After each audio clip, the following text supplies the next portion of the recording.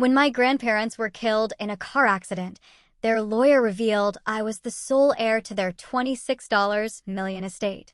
My family demanded I hand it over. I refused. That night, they kicked me out. I took shelter in my grandparents' house, and the next morning, they showed up to force me out. But they stopped dead when they saw who stood beside me. Okay, so listen, I thought I knew my family, but $26 million changed everything. One moment, I was a struggling kindergarten teacher. The next, I was caught in a war for my grandparents' legacy, a war that forced me to choose between millions and the only family I had left. My name's Natalie, and until 6 weeks ago, my biggest worry was whether I'd have enough to cover rent on my tiny apartment. I'm 27, and honestly, my grandparents, Elizabeth and Harold, raised me more than my actual parents ever did.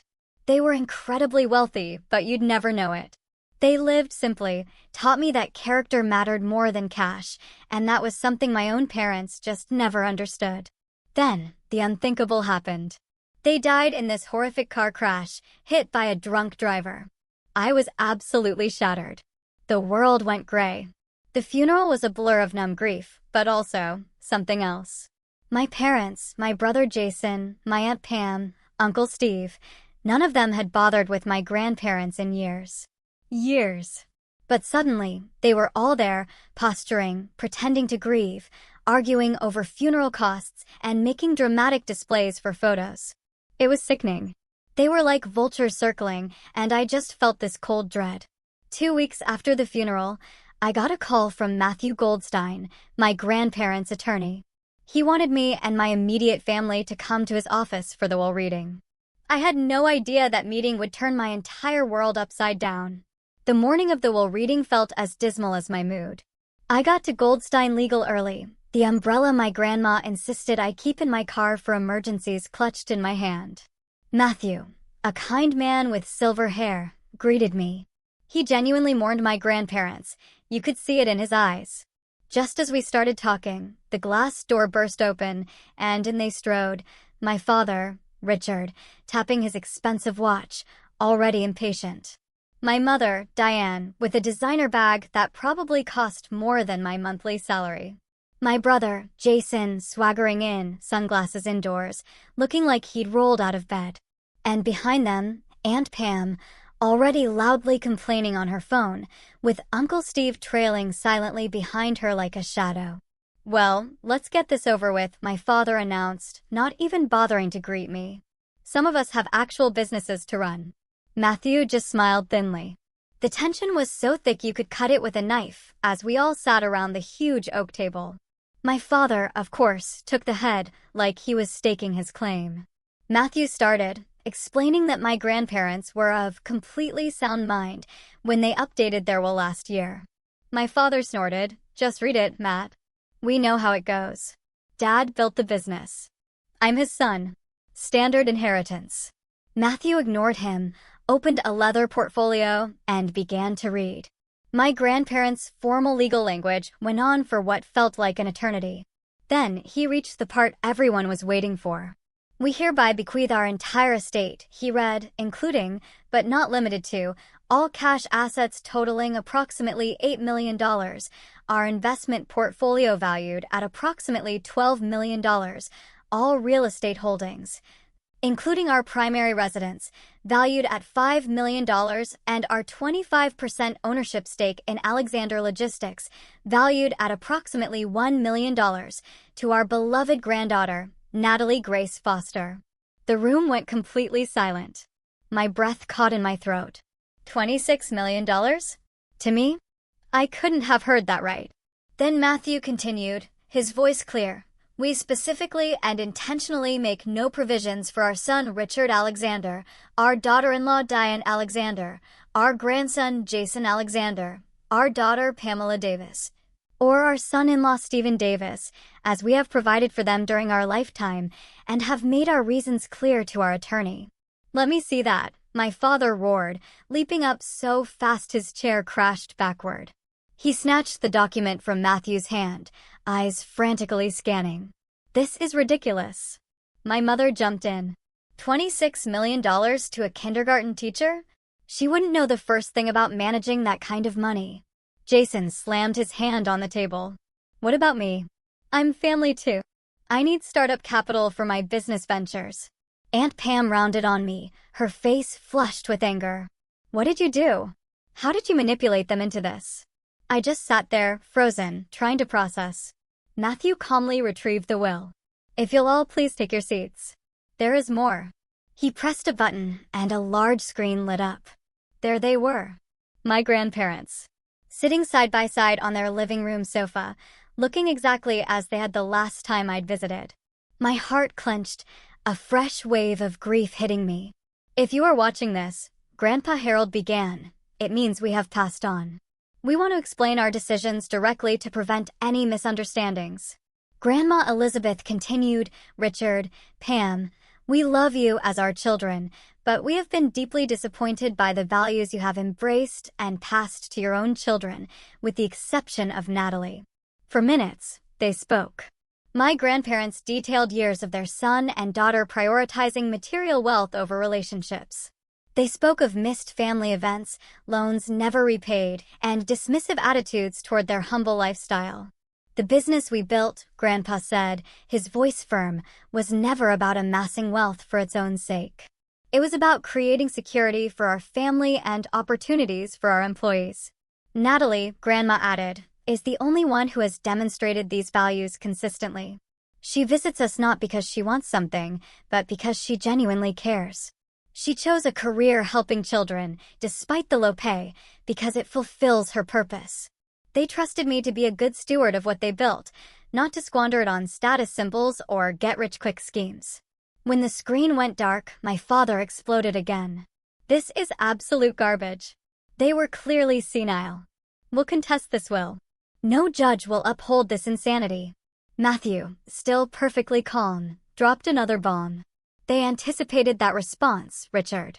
They underwent extensive cognitive testing before finalizing this will, with multiple independent doctors certifying their competence. Additionally, they documented years of behaviors that informed their decision. I must advise you that contesting this will be extremely difficult, expensive, and unlikely to succeed. Then my mother, with a sickeningly sweet voice, turned to me. Honey, sweet Natalie, darling, you understand this isn't right.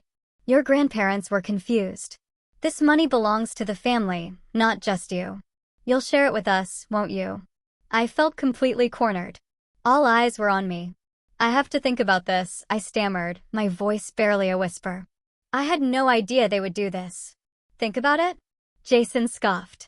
There's nothing to think about. That money should be divided equally or managed by someone with actual business experience. Meaning my father, of course. As the arguing intensified, Matthew gently touched my arm. You don't have to decide anything today, Natalie. Take time to process. He handed me a thick envelope, keys to their house, financial contacts, everything. The meeting dissolved into utter chaos. Threats of lawsuits, accusations flying. Matthew eventually asked everyone to leave. As we filed out, my father grabbed my arm, his grip surprisingly tight. This discussion is not over, he hissed. Come to our house tonight at 6. We will sort this out as a family. His tone made it clear it wasn't a request. I just nodded, too overwhelmed to fight. I spent the afternoon in a daze, driving aimlessly, the envelope from Matthew burning a hole in my passenger seat. Part of me wanted to tear it open, to understand what responsibility had just been thrust upon me. Another part was terrified. At 5:45, I pulled into my parents' opulent driveway. Their house, all granite and glass, loomed before me. I took a deep breath, grabbed the envelope, and went inside. They were all waiting in the formal living room, a space usually reserved for my mother's social climbing. My father stood by the fireplace, scotch in hand. My mother perched on a designer chair. Jason sprawled across the sofa, scrolling. Aunt Pam paced. Uncle Steve gazed out the window, looking utterly miserable. Sit down, Natalie, my father commanded. I chose a chair near the door, a sudden instinct telling me I might need a quick exit. Let us be reasonable about this, my father began, his business negotiation voice in full effect. Your grandparents clearly weren't thinking clearly. They meant for the family to benefit, not just you. My mother nodded enthusiastically. Sweetheart, managing wealth is complicated. Your father has the experience to handle this properly. You can still get a nice portion, perhaps enough for a down payment on a real house instead of that apartment. The condescension made my skin crawl. Here's what we propose, my father continued, emboldened by my silence. You sign over the estate to me as the financial head of the family.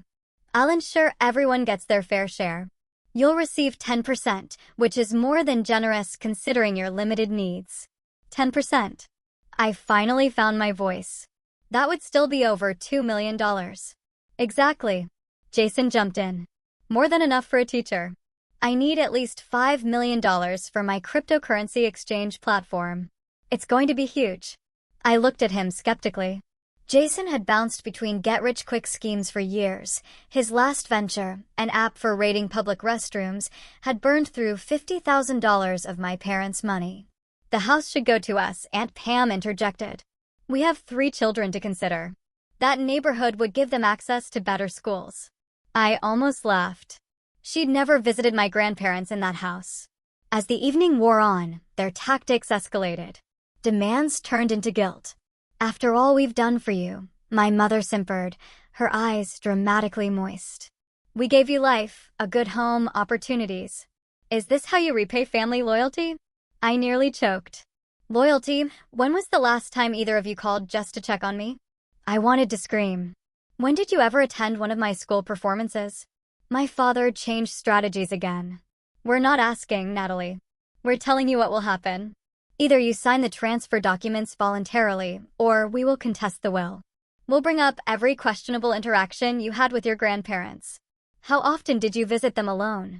What did you tell them about us when we weren't there? It will get ugly. The threat hung in the air, cold and calculated. I felt sick, but something inside me hardened. A memory surfaced of my grandfather, teaching me to stand my ground during a playground dispute when I was 8. No one can take your dignity unless you give it away, Natalie, he'd said. Know what is right and hold firm. Uncle Steve, bless his heart, actually spoke up. Maybe we should all calm down and give Natalie some time to think. This is a lot to process. My father rounded on him. Stay out of this, Steve. This is family business. Uncle Steve immediately retreated under his glare. As the clock ticked past 9 p.m., Jason was already drafting transfer paperwork on his laptop.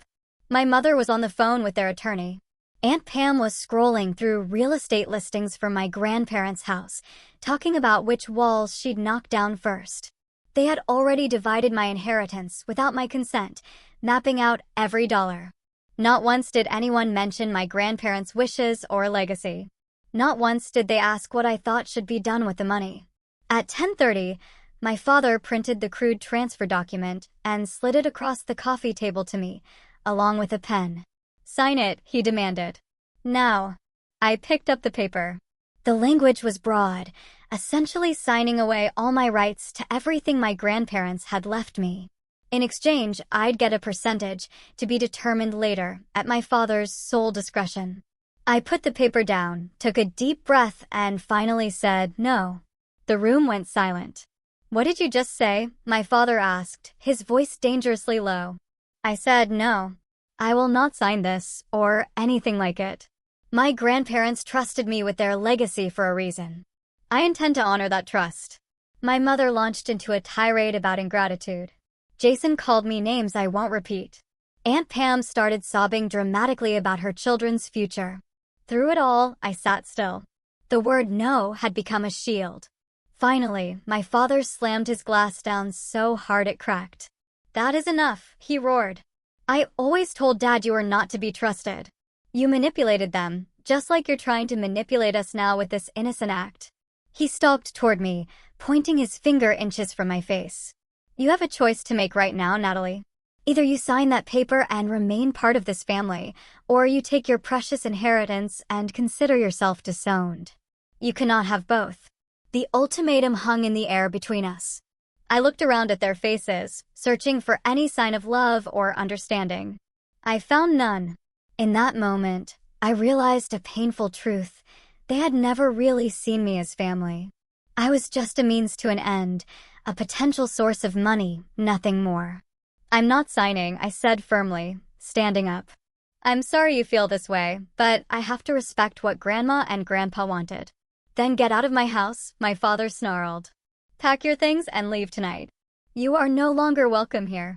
I live in my own apartment, I reminded him, though my voice wavered slightly. I have for years. He laughed coldly. The apartment we co-signed for?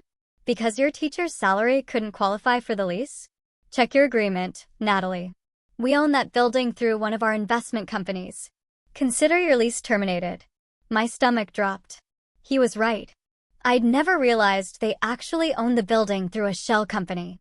You have 30 minutes to pack essential items, my mother said, checking her watch. The locks will be changed tomorrow. I stood frozen in shock. They were actually kicking me out, making me homeless, over money they had never earned. The clock is ticking, Jason smirked. Better hurry, sis. Those $26 million won't keep you warm tonight. 30 minutes. Not long to pack up your life.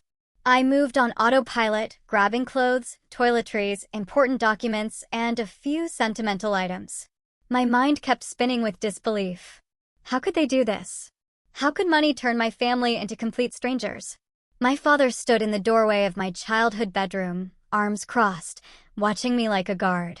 My mother stayed downstairs, already on the phone with a real estate agent about selling my grandparents' house. Her voice floated up the stairs. You were never really part of this family anyway, my father said coldly as I stuffed clothes into a duffel bag. Your mother and I were going to divorce before she got pregnant with you. You were the obligation that kept us together. The casual cruelty of his revelation staggered me. I'd always sensed I was unwanted, but having it confirmed so bluntly was another matter entirely. We've wasted enough time and money on you, my mother added, appearing in the doorway. Your private school tuition, braces, summer camps, all those dance lessons you were terrible at. Consider this the end of our investment. Investment. Not love, not care, but investment. As if I were a stock that had performed poorly. Jason appeared next, leaning against the wall with a smug expression.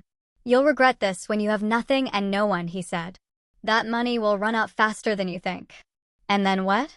You'll come crawling back, and we'll remember how you chose cash over family. I zipped up my final bag, fighting back tears. I would not cry in front of them. I wouldn't give them the satisfaction. Is that everything? My father demanded. I looked around the room that had been mine since childhood. So much left behind. I can come back for the rest later, I said. My father laughed. There won't be a later. Whatever you leave tonight goes to charity or the trash. Your call. The finality of it hit me. They were erasing me from their lives completely. All because I wouldn't give them money they had done nothing to earn. I grabbed my grandmother's quilt from the bed, stuffing it into my already overflowing bag. I wouldn't leave that behind. With 3 bags slung over my shoulders and another in my hand, I made my way downstairs. No one offered to help. At the front door, I turned around one last time. My family stood in a line, faces set in various expressions of anger, disappointment, and smug satisfaction. You might have money now, my mother said, her voice dripping with venom, but family is forever. You'll realize what you've thrown away. I'm not the one throwing away family, I replied quietly. You are. With that, I walked out the door and into the cool night air. The door slammed behind me with a disturbing finality. Standing beside my car, I suddenly felt the weight of everything crashing down. I was effectively homeless. My apartment was no longer mine. My family had disowned me. In the span of a few hours, I had gained millions, but lost the only support system I had ever known, flawed as it was. I sat in my car and finally allowed the tears to come. Great, heaving sobs that made my whole body shake. I cried for my grandparents, whose absence felt more acute than ever. I cried for the family I had always hoped for, but never truly had. Mostly, I cried for myself, suddenly adrift in a world that had completely changed. After what felt like hours, but was probably only minutes, I wiped my eyes and started the car. I had nowhere to go. Hotels required credit cards with limits I didn't have. Friends were an option, but explaining the situation seemed impossible at nearly midnight. Then I remembered the envelope Matthew had given me. Pulling it out, I found a set of keys with a familiar rabbit-shaped keychain. My grandmother had cherished it. The keys to my grandparents' house. The house that was now unbelievably mine. The drive to their neighborhood took 20 minutes. With each mile, I felt simultaneously pulled toward the comfort of their home and terrified of entering it without them. I had avoided the house since the funeral, unable to face the emptiness. The porch light was on when I arrived. I sat in the driveway for several minutes, gathering courage.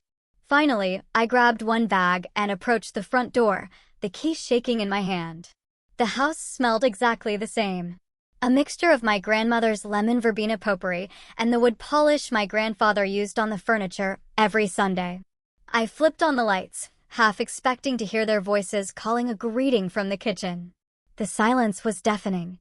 I made my way to the guest room I'd always used, dropping my bag on the bed. Everything was exactly as I had left it after my last weekend visit a month before the accident. The novel I'd been reading still sat on the nightstand, a bookmark indicating my progress. Fresh towels were folded on the dresser, placed there by my grandmother in anticipation of my next stay. The thoughtfulness of it, the expectation of continuity they couldn't have known would be broken, undid me again. I sank onto the bed and cried until exhaustion overtook me, falling asleep fully clothed on top of the covers. Morning came with disorienting brightness. For a moment, I expected to smell coffee brewing and hear my grandfather's off-key whistling from downstairs. Reality crashed back. They were gone, and somehow I had inherited both their fortune and their enemies, all in the form of my own family. My phone had blown up overnight with texts and missed calls, mostly from my father and mother, alternating between threats and sudden attempts at reconciliation. "We can work this out if you'll be reasonable," read one message from my mother. My father was less subtle. "You have 24 hours to reconsider before we file suit." Jason sent a single text, "Enjoying the big empty house?" Not for long. That last one sent a chill down my spine. It sounded like a threat, not just bluster. I forwarded it to Matthew, who responded immediately, "Stay where you are. I'll be there in 30 minutes. Do not open the door for anyone else." His urgency alarmed me, but also provided strange comfort. At least someone was on my side. Matthew arrived exactly 30 minutes later, carrying a briefcase and 2 coffees. I ushered him into the kitchen. "First things first," he said, sliding a coffee toward me. "Your family has already contacted 3 different attorneys about contesting the will. I anticipated this and have prepared countermeasures." I wrapped my hands around the warm cup. "They kicked me out last night. My father apparently owns my apartment building through some investment company." Matthew nodded grimly. Typical Richard tactics. Using leverage to force compliance. He began pulling documents from his briefcase. "What he didn't tell you is that your grandparents provided for this exact scenario." He showed me a deed to a small cottage about 20 minutes outside town. "Your grandmother bought this property 5 years ago as an investment, but kept it in a separate trust for you. Richard doesn't know about it. You have somewhere to go if you need it." Relief washed over me. At least I wouldn't be homeless. But the idea of hiding out while my family circled like vultures didn't sit well. "There's something else you should know," Matthew continued. "You're not alone in this. Your grandparents had many loyal friends and associates who understood the situation with your family." As if on cue, a knock sounded at the back door. Matthew smiled.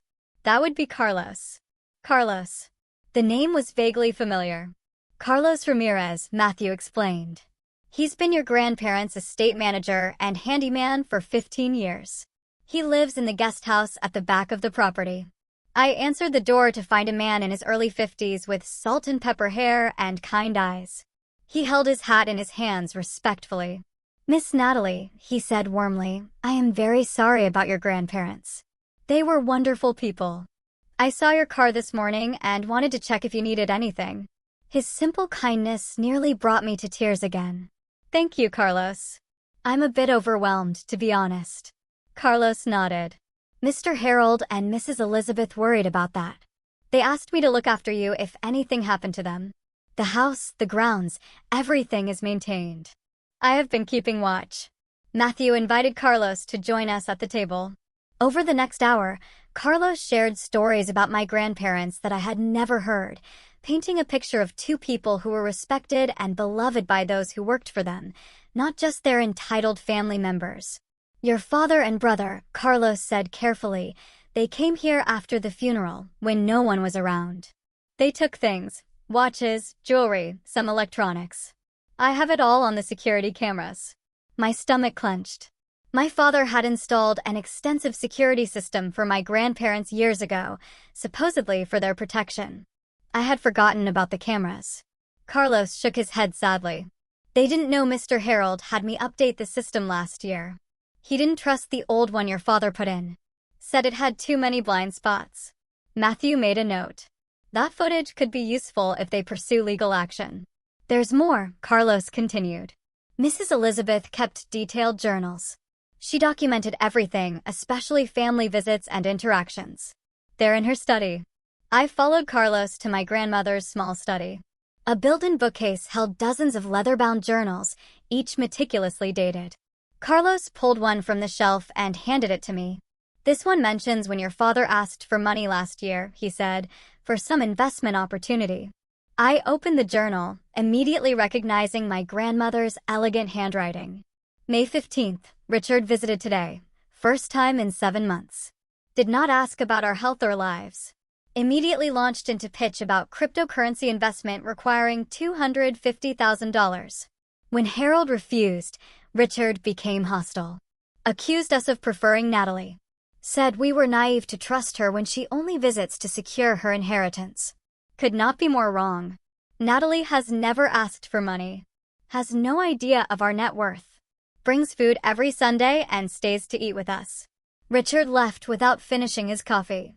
Harold very upset afterward. I read entry after entry, each one documenting years of similar interactions. My father demanding money, my brother pitching absurd business ideas. My mother making thinly veiled comments about their modest lifestyle being embarrassing to her social standing. In contrast, my visits were described with genuine warmth.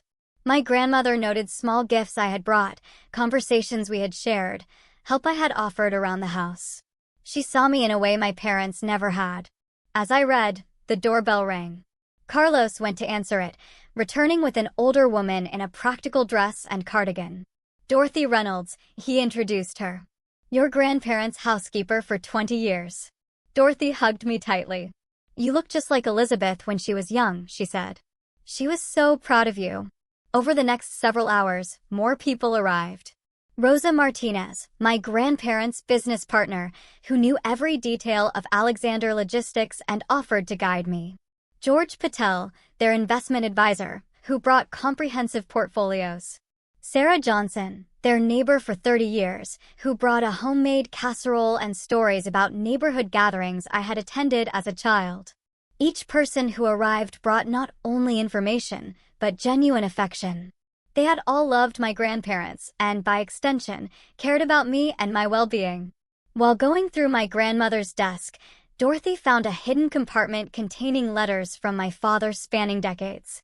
Each one requested money, some with thinly veiled threats about cutting off access to me if they refused. She also kept this, Dorothy said, handing me a USB drive, security footage from after the funeral. Your mother was going through Elizabeth's jewelry before the reception even ended. She took several valuable pieces, claiming Elizabeth would have wanted her to have them. My grandparents, it seemed, had been documenting my family's behavior for years. Perhaps knowing this day would come, they had created not just a financial safety net for me, but a network of support and evidence that would protect their wishes.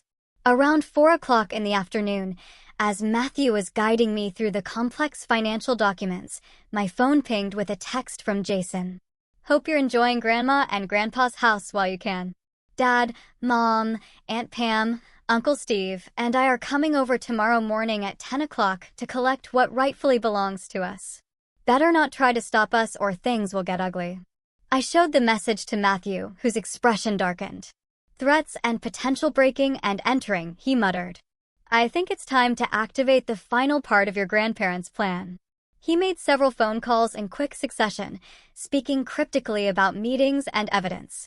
When he finished, he turned to me with a determined expression.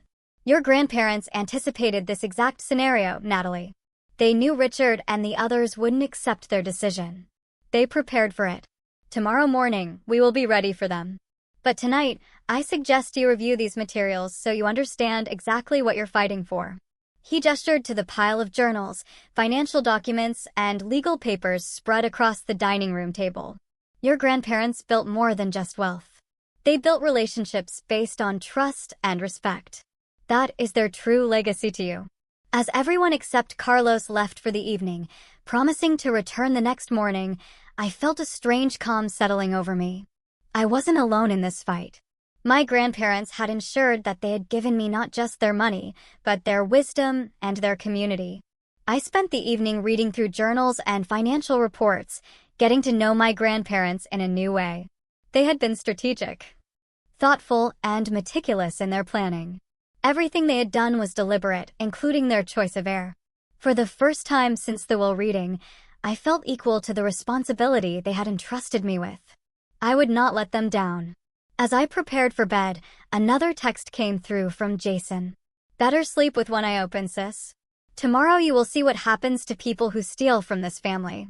Instead of fear, I felt resolve hardening within me. Tomorrow would indeed show what happens when people try to steal from family, but not in the way Jason imagined. I woke early the next morning, anxious but determined. By 8 a.m., Matthew had arrived with coffee and pastries, along with a thick folder of legal documents. These are restraining orders, ready to be filed if necessary, he explained. And these are cease and desist letters addressing the specific threats Jason made. Dorothy arrived next, immediately taking over the kitchen to prepare breakfast. The familiar smells of bacon and coffee filled the house, providing strange comfort before the coming storm. By 9:30, the house had filled with supporters. Carlos positioned himself by the front door, a silent guardian. Rosa Martinez, my grandparents' business partner, set up her laptop at the dining table, ready to present financial evidence if needed. Dorothy bustled around, ensuring everyone had coffee and food, her presence alone a connection to my grandparents' hospitality. At 9:45, cars began pulling into the long driveway. First, my father's black luxury sedan, then my mother's white SUV, followed by Aunt Pam and Uncle Steve's convertible, and finally Jason's impractical sports car, which he could only afford because my parents paid his rent.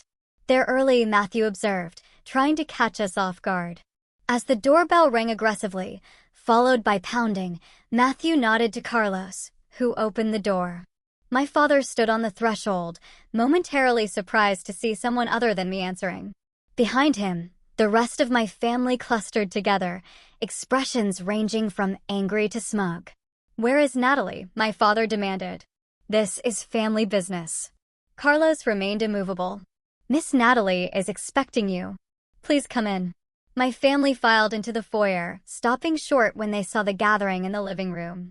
I stood in the center, Matthew slightly behind me to my right. "What is this?" my mother asked, her voice brittle. "You brought outsiders into a private family matter." Before I could answer, the front door opened again, and 3 more people entered. First came Judge Robert Henderson, a tall, dignified man in his 70s who had been my grandparents' friend for decades. He was followed by Police Chief Maria Williams, whose daughter's education had been supported by my grandparents' charitable foundation. Last came Thomas Jang, my grandparents' financial advisor for over 20 years. My father's face paled at the sight of Judge Henderson. The judge had ruled against him in a business dispute years earlier, a case my father had tried unsuccessfully to influence through social connections. "Robert," he said, attempting a jovial tone that fell flat. "What brings you here?" The judge's expression remained stern. "I am here at the request of Harold and Elizabeth Alexander, through their attorney, Matthew Goldstein. They asked me, in the event of their deaths, to serve as an impartial witness to any family disputes regarding their estate." My mother turned to Chief Williams. "This is ridiculous. We're here to collect family heirlooms that rightfully belong to us. Why is law enforcement present?" The chief smiled thinly. "I am here as a friend of the Alexander family, not in an official capacity. Unless, of course, someone commits a crime, in which case my official duties would naturally take precedence." The implied threat was not lost on any of us. As if on cue, the back door opened and 6 more people entered, forming a semicircle behind me. They were longtime employees from my grandparents' business, people who had known my father since childhood and had witnessed his transformation from entitled son to absent family member. "You've got to be kidding me," Jason muttered. "Is this supposed to intimidate us?" I stepped forward, finding strength in the support surrounding me. "I know why you are here. You believe you are entitled to my grandparents' estate, despite their explicit wishes. You think you can bully or threaten me into giving you what you want." My father's face hardened. "Those old fools were manipulated. We are simply here to correct that injustice." From behind me, Thomas Jang spoke up. "Actually, Richard, I have documentation of every attempt you made to access your parents' assets over the last 20 years. He opened a folder. "This includes the unauthorized transfer attempt from their retirement account in 2016, the forged check incident in 2018, and your attempt to have Elizabeth declared incompetent last year after she refused to fund Jason's failed cryptocurrency venture." My father's face reddened.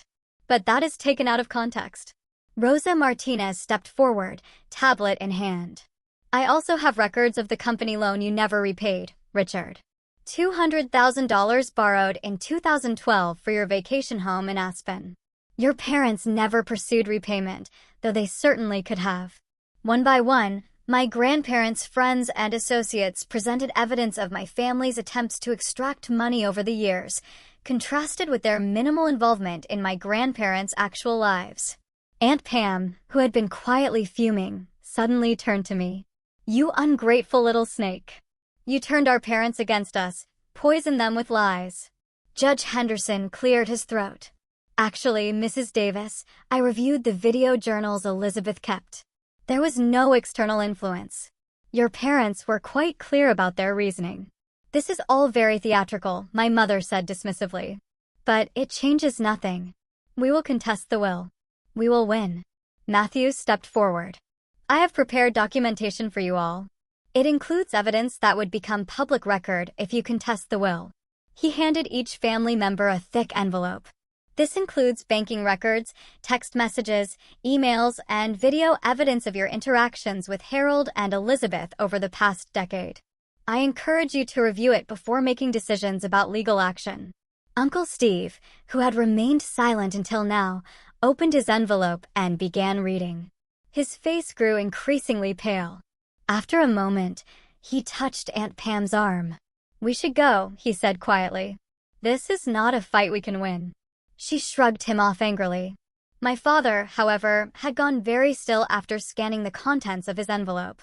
There were records of business dealings he had clearly hoped would remain private, along with transcripts of cruel comments he had made about his parents when he thought no one was listening. Chief Williams stepped forward. "I should also mention that the property is under 24-hour security surveillance. Any attempt to remove items without permission would constitute theft." Carlos nodded. "The new system records everything inside and out, all backed up to secure cloud storage." As my family absorbed the implications, I walked to the sideboard and picked up a stack of documents Matthew had prepared. "These are cease and desist orders regarding the threats you have made," I said, passing them to Jason. "These," I continued, handing papers to my father, "are notices that I am aware of the items taken from this house after the funeral and expect their immediate return." My mother began to protest, but I cut her off.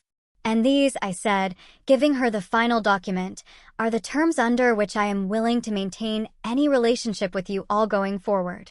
They include respect for my grandparents' wishes and an end to all attempts to contest the will." The room fell silent as my family realized the position they were in. Not only had my grandparents legally protected their decisions, but they had anticipated and documented every possible challenge. The community of support they had built stood firmly with me, presenting a united front my family had not expected. My father was the first to break. "This is not over," he said, but the defeat in his voice suggested otherwise. "Actually, Richard, it is," Judge Henderson replied. "Your parents were meticulous in their planning. Any judge in this county would uphold their wishes based on the evidence they compiled. One by one, my family members retreated toward the door, their threats dissolving in the face of the overwhelming evidence against them. Jason glared at me as he passed. "This is not the end," he muttered. "Perhaps not," I replied calmly. "But it is the end of you taking advantage of this family. My grandparents saw who you really are. That is why we are all here today." As they filed out to their cars, the tension in the room dissipated. Dorothy immediately began serving fresh coffee and pastries, as if to cleanse the space of the negative energy. The others gathered around, offering congratulations and support. I felt strangely empty, neither triumphant nor devastated. I had stood my ground, protected my grandparents' wishes, but lost what remained of my family in the process. The victory felt hollow. Judge Henderson seemed to sense my conflict. He placed a gentle hand on my shoulder. "Your grandparents would be proud, Natalie. Not just of what you did today, but how you did it, with dignity and principle." Rosa nodded in agreement. "You are more like them than anyone else in the family. That is why they trusted you with everything." As my biological family's cars disappeared down the driveway, I realized I had crossed a threshold. The family I had known was gone, but in their place stood a community bound by genuine respect and shared values, the true legacy my grandparents had built over a lifetime. It was not the family I was born into, but perhaps it was the family I was meant to have all along.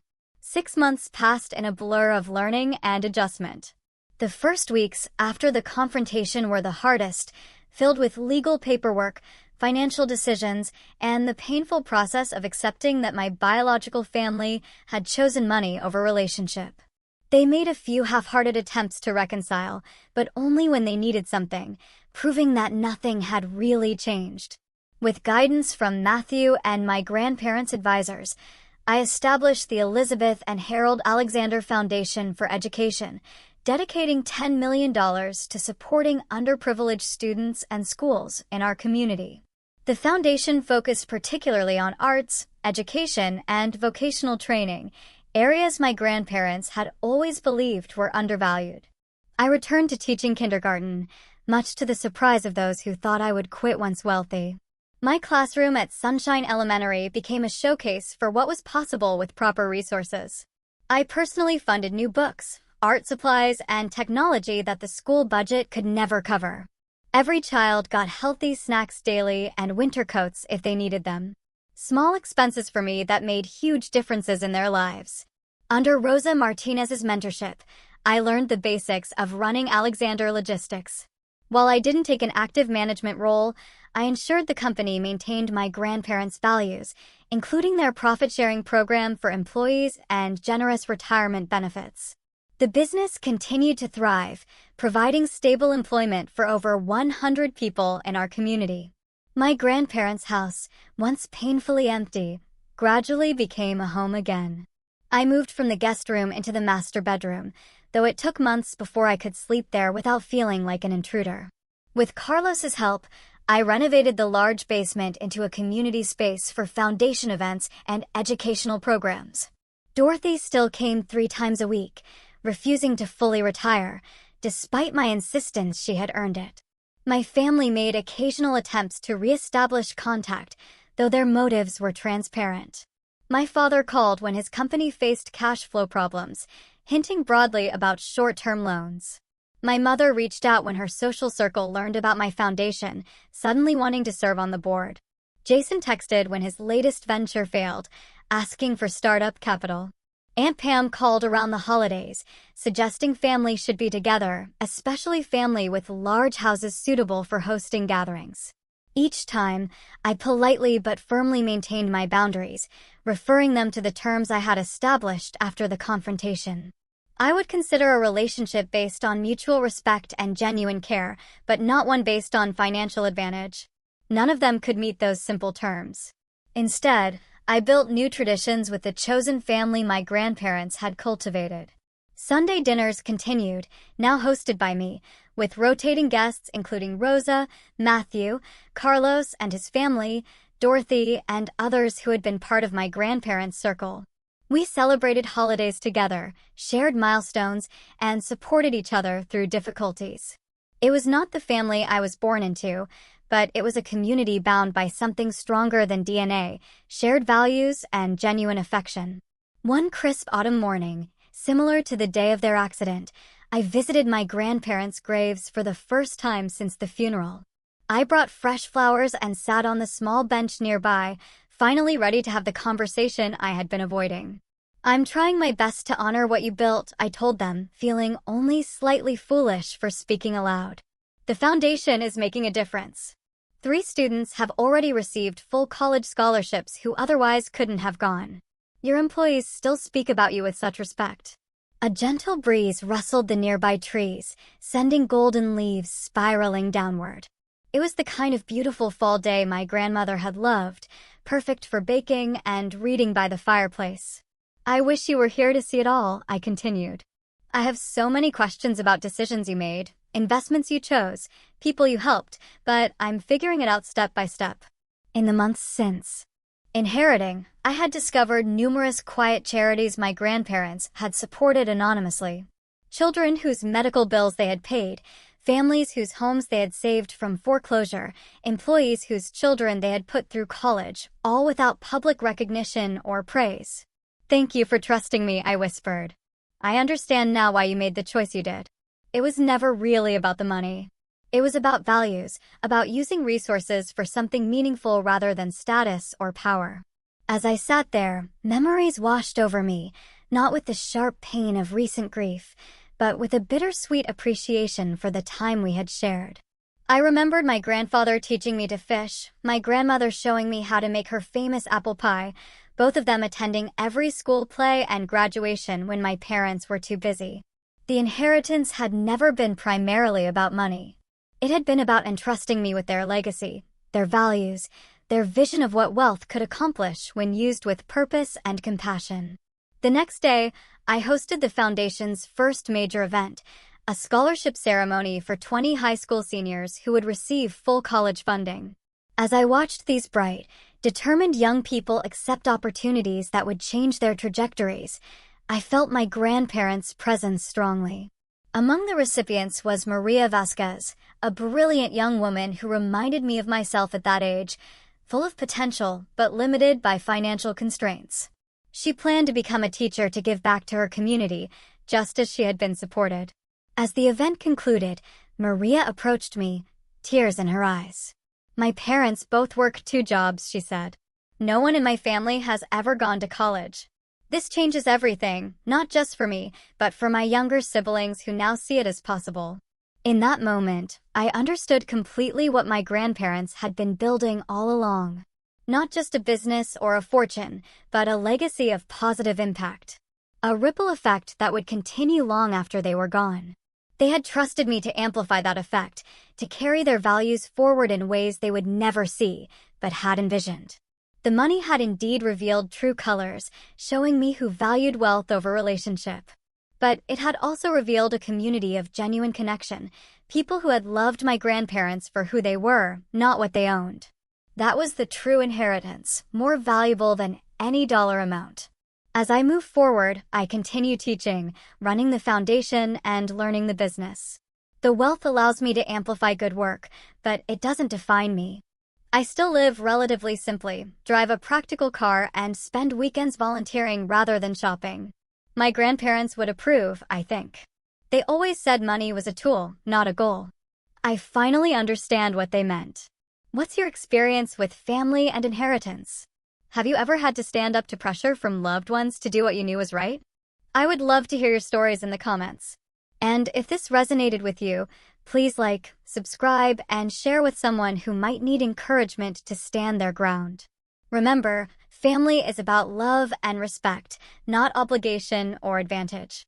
Thank you for listening to my story, and I wish you the strength to honor your own values, whatever challenges you may face.